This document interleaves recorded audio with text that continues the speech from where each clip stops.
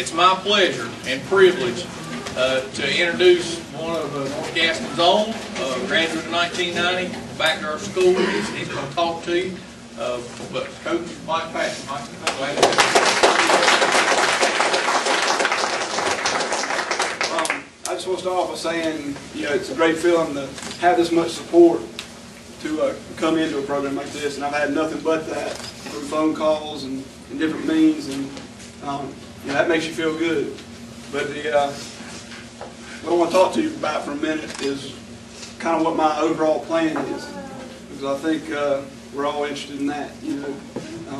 It does feel good to be home. I feel like it's home. Been in a good place for a while, but when you get a feeling when you're supposed to be somewhere else, and you feel like the Lord's leading you there, that's what I feel like you're supposed to do. But as far as what I really want to get accomplished here, I've been around football my whole life, and I know I've seen the good, the bad, and the ugly, and I've seen these things done right, I've seen things done wrong, and I've tried to learn from every aspect of that. And what I think we need to do, and notice I say we, okay, I'm just one man, and I'm not a miracle worker, okay? But I know as a community, what it takes to build a football program is not one person, not one team. It takes all you guys sitting in here, all these people that live in Dallas, on the edge of Gastonia. It takes a community to build a football program. Okay, and I'm a firm believer in that. You look at the most successful program, whether it's college, high school, whatever it is, the program is bigger than the coach. It's bigger than that star player, because it's a community effort. And I think what these kids need here at this school, what these football players need, is to see that commitment. They're going to get the commitment from me and from my staff, because we're going to give everything we have to make these guys better young men, to make them servers of the community, servers of each other. We're going to do that, I can promise you. But it's not just us. It's going to have to be a community effort to where they see that the community cares about it too. And I know there's a lot of people in this community who do. I wouldn't have come here if I didn't believe that. It's got to be, we're starting over, we're starting new. I don't care what happened last year, the year before that, 3 years ago.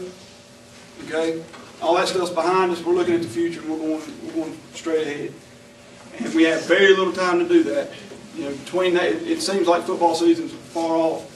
It really is, and I got my calendar out this weekend looking at how many days we actually have of preparation, and there are not that many. So we have to be masters of preparation. And when I talked to the kids a couple weeks ago when I came in, that was the first thing I talked about was preparation. You have to have the will to prepare, and you have to prepare yourself whether you're in school, whether you're doing a job. That's the starting point, that's the foundation. And the second thing on there was sacrificing. And I believe, kids have to make a sacrifice. If they're going to commit to playing football, it's not a walk in the park. It's a hard job, and it takes a commitment. It takes sacrificing, and you have to sacrifice to each other. They have to love their teammates. Teams don't go anywhere if teammates don't love each other. I can tell you that right now. The most successful teams are teams that have guys that love each other, care about each other, and they're willing to put their brother in front of themselves. And I think that is a major point. I even mentioned that, when football season comes, sometimes we have to tell our girlfriends they might have to wait till Saturday before they get to see us, And I know that touches the nerve of some people, but, I firmly believe, in priorities.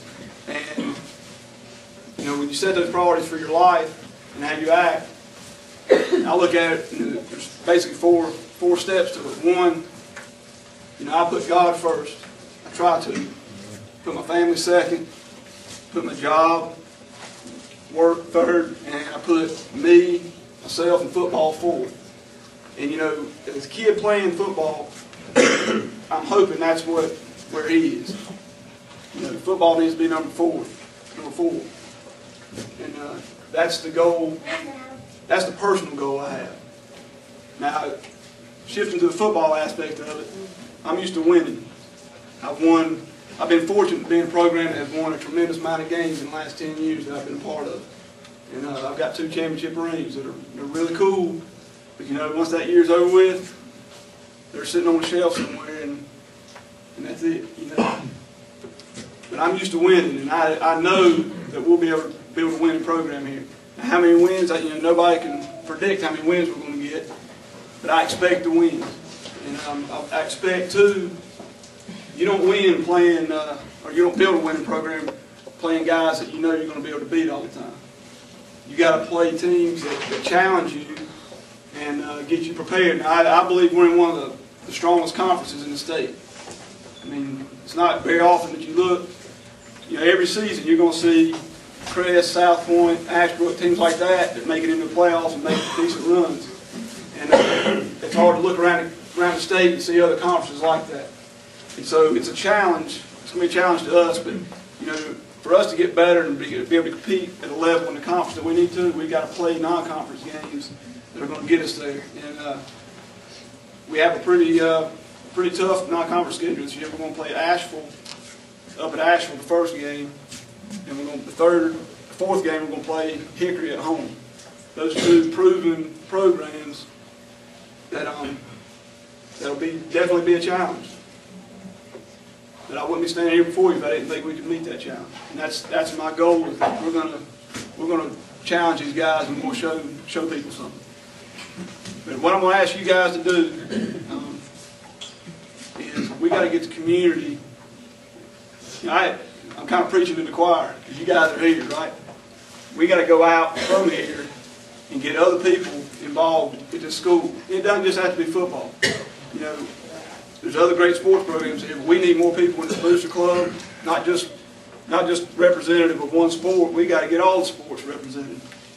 You know, it's not just a one sport deal. We got to get people, you know, from every sport behind it. Because as a parent, you not only, you know, the kid's not the only one committed to the program. You've got to be committed to them and committed to that school to show support to them. And you know, it makes, the more we have doing that, the easier it's going to be. And I think this is already a great school. They've made great strides. Mr. Boone's done a great job, and his staff. Academically, the school has done great, and we got to get the sports program going in that same direction. It doesn't just happen with football; it's got to happen with all of it. But again, I'm glad to be here. I'm happy to be here. My family is. I've got 3 kids, 2 sons and a daughter. Both my boys are playing baseball at the moment, or were playing baseball, and my daughter's at dance. Otherwise, they've been here with me. But they'll be coming through. They'll be coming through the school as well, and we're just happy to be here. Okay? Thank you.